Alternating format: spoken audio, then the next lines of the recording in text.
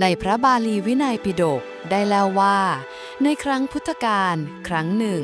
ภิกษุชาวเมืองปาถาหรือปไถยรัฐประมาณ30รูปล้วนแต่เป็นผู้เคร่งครัดปฏิบัติธุดงค์และต่างมีความศรัทธาอย่างแรงกล้าที่จะได้เฝ้าพระศาสดาซึ่งขณะนั้นประทับอยู่ที่เมืองสาวัตถีจึงเดินทางไปพอไปถึงเมืองสาเกตซึ่งมีระยะทางห่างจากเมืองสาวัตถีราว6โยชน์หรือ96กิโลเมตรก็เป็นวันเข้าพรรษาพอดีจึงต้องจำพรรษาอยู่ที่นั่นตามพระวินัยในระหว่างพรรษานั้นต้องลำบากด้วยที่อยู่ในฐานะเป็นอาคันตุกะและต่างมีใจครุ่นคิดคำหนึ่งถึงพระบรมศาสดาว่าแม้จากเมืองมาอยู่ณที่ใกล้แล้วก็ยังมิได้ถวายบังคมเบื้องพระบาทมูลแห่งสมเด็จพระบรมศาสดาดังใจประสงค์ครั้นออกพรรษาปวารณาแล้วก็รีบเดินทางไปเฝ้าระหว่างทางฝนตกหนักน้ำท่วมหนทางเป็นโคลนตมแม้จะต้องฝ่าแดดตากฝนอย่างไรก็ไม่ย่อท้อเดินทางไปจนถึงกรุงสาวัตถีครั้นได้เข้าเฝ้าแล้วพระพุทธองค์ตรัสถามสุขทุกข์และความก้าวหน้าแห่งการปฏิบัติธรรมด้วยพระสุรเสียงที่เปี่ยมด้วยพระเมตตาพระภิกษุเหล่านั้นต่างพากันกราบทูลให้ทรงทราบถึงความตั้งใจที่จะมาเฝ้าและความลำบากตรากตรำในระหว่างเดินทางของตนเพราะอยู่ในช่วงฤดูฝนมีจีวรเก่าเดินเหยียบย่ำโคลนตมจีวรเปรอะเปื้อนโคลนและเปียกชุ่มด้วยน้ำฝนจากนั้นพระพุทธองค์ได้ตรัสธรรมิกถาภิกษุเหล่านั้นก็สำเร็จพระอรหัตผลในลำดับนั้นพระบรมศาสดาทรงดำริถึงความยากลำบากของภิกษุเหล่านั้นจึงทรงมีพระพุทธานุญาตให้พระภิกษุผู้จำพรรษาครบถ้วนแล้วกรานกฐินได้และจะได้รับอานิสงส์จากพระวินัยบางข้อกรานกฐินเป็นพิธีฝ่ายภิกษุที่ภิกษุได้รับมอบผ้ากฐินแล้วนำผ้าที่ได้ไปตัดเย็บย้อมทำเป็นจีวรผืนใดผืนหนึ่งค่ะเมื่อนางวิสาขาทราบถึงพุทธานุญาตนี้แล้วนางก็ถวายผ้ากฐินเป็นคนแรกกฐินทานจึงหมายถึงการถวายผ้าแด่พระภิกษุสงฆ์ผู้ดำรงตนอยู่ในกรอบแห่งศีลสมาธิและปัญญาผ่านการอยู่จำพรรษาตลอดฤดูฝนณอารามใดอารามหนึ่งนับว่าเป็นการละทานอันยิ่งใหญ่ย่อมก่อให้เกิดอานิสงส์มากมายแก่ผู้ทอดถวายค่ะเรามาทำความเข้าใจความหมายของคำว่ากฐินสักเล็กน้อยนะคะกฐินมีความหมายเกี่ยวเนื่องถึง4ประการคือ 1. กฐินหมายถึงไม้สะดึงคือกรอบไม้แบบชนิดหนึ่งสำหรับขึงผ้าให้ตึงเพื่อเป็นอุปกรณ์สำหรับใช้เป็นเครื่องมือเย็บจีวรซึ่งมีลักษณะเป็นวงกลมการทำจีวรในสมัยโบราณทั้งที่เป็นผ้ากฐินและมิใช่ผ้ากฐินถ้าภิกษุทำเองก็จัดเป็นงานที่เกริกเลยทีเดียวมีเรื่องเล่าไว้ในอรรถกถาธรรมบทภาค 4ว่าครั้งเมื่อพระอนุรุทธเถระได้ผ้าบางสุกุลมาและจะทำจีวรเปลี่ยนผ้าครองสำหรับเก่าพระผู้มีพระภาคเจ้าทรงทราบและเสด็จไปเป็นประธานในวันนั้นพร้อมพระภิกษุสงฆ์500รูปและพระอสีติมหาสาวกเพื่อร่วมกันช่วยทำโดยมีพระมหากัสสปะเถระนั่งอยู่ต้นผ้าพระมหาสารีบุตรเถระนั่งอยู่ท่ามกลางพระอานนท์เถระนั่งอยู่ปลายผ้าพระภิกษุสงฆ์ช่วยกันพระบรมศาสดาทรงสนเข็มพระมหาโมคคัลลานาเถระเป็นผู้อุดหนุนกิจการทั้งปวง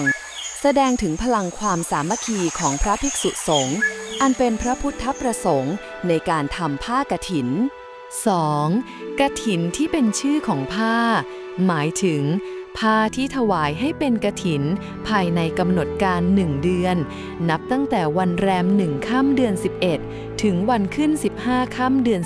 12ผ้าที่ถวายนั้นจะเป็นผ้าใหม่หรือผ้าเทียมใหม่ 3. กฐินที่เป็นชื่อของบุญกิริยาคือการทำบุญคือการถวายผ้ากฐินเป็นทานแด่พระสงฆ์ผู้จำพรรษาอยู่ในวัดใดวัดหนึ่งครบ3 เดือนเพื่อสงเคราะห์ผู้ประพฤติปฏิบัติชอบให้มีผ้านุ่งหรือผ้าห่มใหม่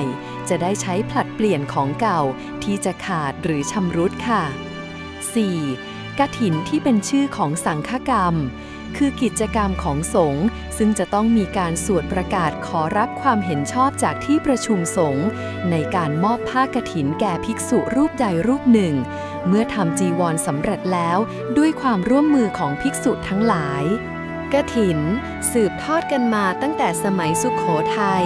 โดยมีหลักฐานในศิลาจารึกหลักที่ 1ของพ่อขุนรามคำแหงบันทึกไว้ถึงประเพณีการกรานกฐินแสดงให้เห็นว่าพิธีนี้มีมาตั้งแต่โบราณค่ะและเป็นส่วนหนึ่งของวัฒนธรรมไทยมาอย่างต่อเนื่องกันเลยส่วนยอดกฐินกลายเป็นส่วนที่งอกออกมาจากผ้ากฐินที่ถูกแปลงรูปเป็นต้นกฐินใช้แขวนดอกออกผลเป็นปัจจัยไทยธรรมไปโดยปริยายการยกต้นกฐินที่ประดับประดาด้วยเงินทองเข้าวัดเพื่อถวายพระสงฆ์กลายเป็นตำนานที่ปฏิบัติสืบมาของชาวพุทธในประเทศไทยทั่วทุกภาคที่ชักนำกันไปสู่การเรี่ยไรในรูปของการบอกบุญแก่เพื่อนพ้องน้องพี่ญาติมิตรบริวารทั้งหลายว่ากันว่าเงินทองกลายเป็นเครื่องตัดสินว่าใครควรได้รับเกียรติเป็นประธานถวายผ้ากฐินในปีนั้นๆอันนี้จริงหรือไม่ทราบแน่ชัดค่ะจึงได้เห็นคหบดีผู้มากด้วยบารมีเศรษฐีมหาศาลพ่อค้าผู้มั่งคั่งผู้นำถิ่นนั้นๆได้เป็นประธานถวายผ้ากฐินประจำปีในวัดวาอารามเพื่อจะได้นำไปสู่การรวบรวมปัจจัยเงินทองให้ได้ยอดจำนวนมากที่สุดยิ่งมีจำนวนมากกว่าใครๆยิ่งแสดงถึงความเปล่งปลั่งของวาสนาบารมีความมากบารมีร่ำรวยปัจจัยของประธานถวายผ้ากฐินจะชักนำไปสอดรับกับบารมีชื่อเสียงทั้งหลายโดยเฉพาะพระเกจิอาจารย์โดยมีบารมีที่มียอดกฐินเป็นตัวชี้วัดประกาศศักดาอันยิ่งใหญ่ของอำนาจเงินตรา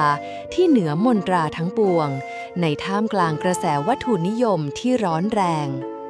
จึงเป็นที่มาของคำว่า